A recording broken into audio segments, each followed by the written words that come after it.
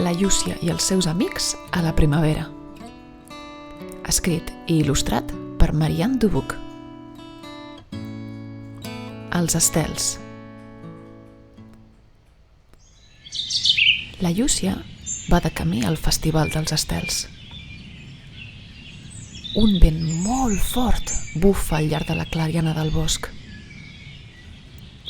«Quin dia més fantàstic!», diuen entusiasmats en Lleó i en Marcel.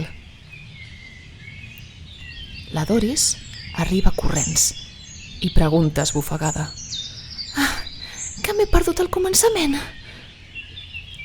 Però respira alleujada al veure que tothom l'està esperant. «El teu estel és magnífic, Llúcia», diu en Marcel, admirant el colorit estel de la seva amiga. Els amics estan llestos per fer volar els seus estels. «Aguanteu amb força les cordes, que ja comencen a volar», anuncia l'Adrià molt content.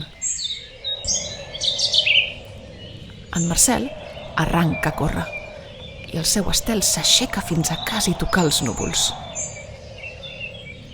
«Visca, molt bé!», el felicita la Doris. El seu estel ja fa una bona estona que flota molt i molt amunt en el cel. «Ara em toca a mi», diu en Lleó, mentre cavalca per la clariana. El seu estel és tan i tan gran que necessita un cop de mà per poder enlairar-lo. «Moltes gràcies per ajudar-me, Llúcia!» Tots els estels sobrevolen el cel blau per damunt de la clariana. Inclús el de l'Adrià, que és molt i molt petitó. «Atenció, atenció! Aguanteu ben fort les cordes!», crida la Doris. «Sí, perquè si les cordes s'emboliquen, els estels faran un nus entre ells i cauran al terra», adverteix en Marcel. El grup d'amics s'ho passen d'allò més bé i el vent no para de bufar. Però, de cop i volta, la Llúcia s'inquieta i pregunta: «Un moment, on s'ha ficat l'Adrià?» Tots descobreixen el petit estel de l'Adrià enganxat entre les branques d'un arbre i comencen a preocupar-se de debò. «Adrià, on ets? Adrià!», el crida la Doris, amb por que el seu amic hagués tingut un accident. Però aleshores un crit d'alegria ressona per tota la clariana del bosc. «Iha!», el grup d'amics miren cap al cel i es queden bocabadats. L'Adrià vola a tota velocitat sobre l'estel d'en Marcel. «Mireu-me tots!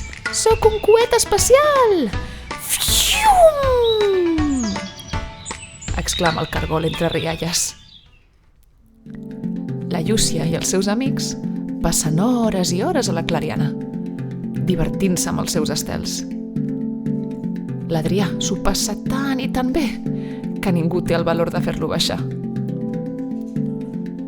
«Té, Marcel, menja algunes galetes mentre esperes», li diu la Llúcia al seu amic ratolí, mentre li ofereix el berenar. Perquè no passa sovint que un cargol es transformi en un pilot supersònic. I vet aquí un gos i vet aquí un gat, aquest petit conte ja s'ha acabat.